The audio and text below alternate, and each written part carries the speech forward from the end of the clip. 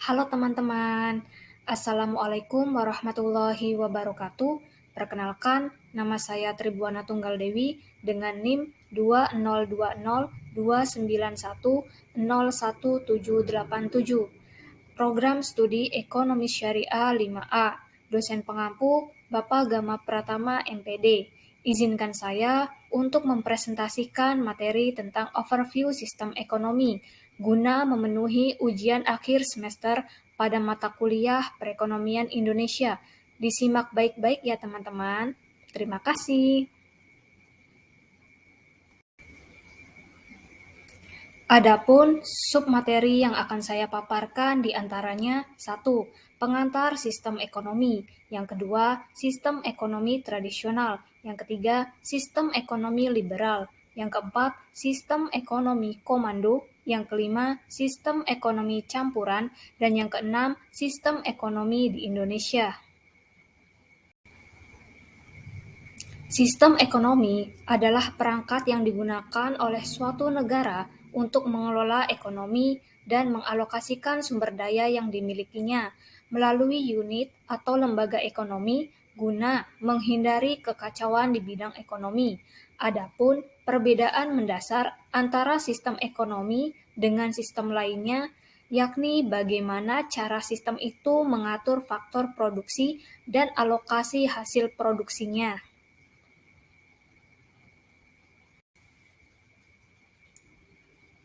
Sistem ekonomi memiliki peran dan fungsi yang sangat vital dalam menjalankan perekonomian suatu negara. Di antaranya, 1. Mendorong perusahaan atau penyedia untuk berproduksi. Yang kedua, mengkoordinasikan semua kegiatan individu dalam perekonomian.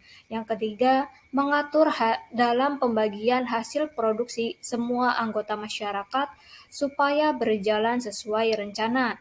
Dan yang keempat, menciptakan mekanisme tertentu supaya distribusi barang dan jasa berjalan dengan baik.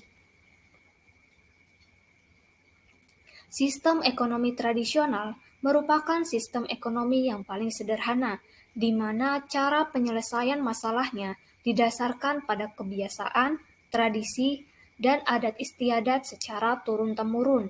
Hasil produksi hanya untuk memenuhi kebutuhan sehari-hari, alias tidak diperjualbelikan ya guys. Masyarakat hanya mengandalkan tenaga dan sumber daya alam seadanya, tanpa bantuan teknologi canggih apapun. Adapun ciri-ciri sistem ekonomi tradisional, yang pertama tidak ada rumah tangga produsen dan rumah tangga konsumen, karena pemenuhan kebutuhan masyarakat dilakukan dengan cara kegiatan barter. Yang kedua, belum adanya teknologi untuk menghasilkan suatu barang. Yang ketiga, teknik produksi dilakukan secara sederhana, seperti bertani, berkebun, dan berburu. Adapun kelebihan sistem ekonomi tradisional, yaitu tidak adanya eksploitasi sumber daya alam maupun tenaga manusia. Hal ini disebabkan karena masyarakatnya enggan mencari keuntungan, melainkan hanya untuk memenuhi kebutuhan sehari-hari. Adapun kekurangannya yaitu terbatasnya hasil produksi, pertumbuhan ekonomi melambat, serta barang yang tidak senilai ketika melakukan kegiatan barter.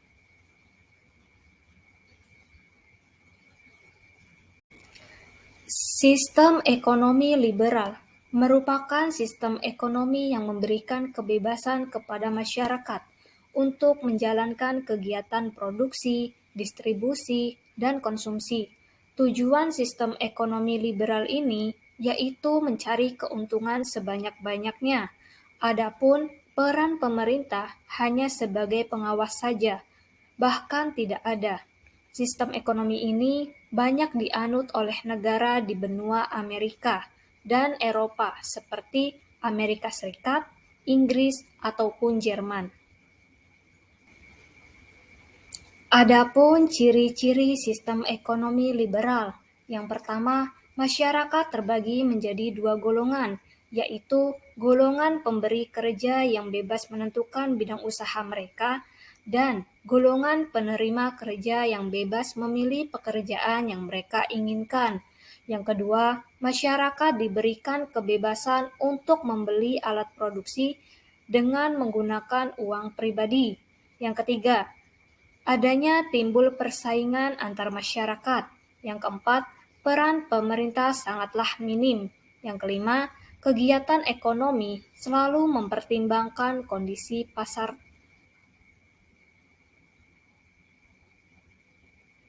Adapun kelebihan dari sistem ekonomi liberal, yaitu negara memberikan kebebasan kepada rakyat untuk menjalankan roda perekonomian. Masyarakat yang berperan sebagai produsen bebas berinovasi untuk menciptakan produk. Masyarakat yang menjadi konsumen memiliki banyak opsi barang yang berkualitas. Kekurangannya yaitu berdampak buruk bagi mereka yang tidak memiliki modal banyak, karena bisa kalah dengan perusahaan bermodal tinggi, baik dari segi kualitas, produktivitas, bahkan sulit membuat promo karena menghindari kerugian. Selain itu, negara bisa saja mengalami resesi atau krisis ekonomi. Sistem komando merupakan sistem di mana pemerintah menguasai sumber daya alam dan modal untuk menggerakkan roda perekonomian di suatu negara. Merekalah yang menentukan barang apa yang akan diproduksi, cara pendistribusiannya, harga jual, bahkan pekerjaan. Sistem ekonomi komando disebut juga dengan sistem ekonomi terpusat, terpimpin, maupun sosialis. Tujuan sistem ekonomi ini yaitu untuk memenuhi kebutuhan bersama. Sistem ekonomi komando dianut oleh negara Korea Utara. Adapun ciri-ciri sistem ekonomi komando, di antaranya 1. Sumber daya dikuasai oleh pemerintah, sehingga masyarakat tidak boleh mengambil secara bebas. Yang kedua, seluruh kegiatan ekonomi diatur oleh pemerintah. Yang ketiga, peran masyarakat hanya sebagai pelaksana saja. Kelebihan sistem ekonomi komando yaitu sistem ini memang terkesan otoriter, namun negara tersebut jarang sekali mengalami krisis ekonomi karena pemerintahnya berusaha untuk menjaga ekonomi agar tetap stabil. Pendapatan masyarakat pun merata, sebab pemerintah telah mengatur distribusi pekerjaan bagi setiap orang. Adapun kekurangannya yaitu masyarakat tidak diberikan ruang untuk berinovasi, karena segala sesuatu sudah diatur oleh pemerintah. Kualitas barang pun tidak maksimal, hak milik pribadi tidak diakui, serta kebijakan akan cenderung bersifat memaksa. Sistem ekonomi campuran adalah gabungan dari sistem ekonomi pasar dan sistem ekonomi komando. Artinya, pemerintah dan rakyatnya memiliki peran dalam menyelesaikan masalah perekonomian. Sistem ini banyak dianut oleh negara Brazil, Mesir, dan Prancis. Adapun ciri-ciri sistem ekonomi campuran. Yang pertama, pemerintah, pihak swasta, dan masyarakat bekerja sama dalam mengatasi masalah perekonomian. Yang kedua, pemerintah bertugas mengontrol sumber daya vital seperti hutan, air, listrik, dan sebagainya yang dimiliki oleh negara.